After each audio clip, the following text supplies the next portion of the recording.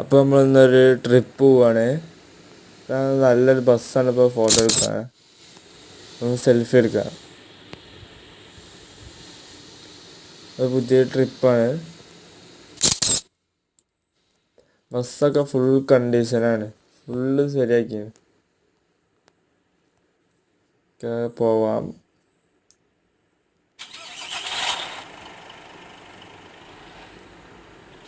ബസ്സൊക്കെ നമ്മൾ ഫുള്ള് സെറ്റാക്കിയാണ്.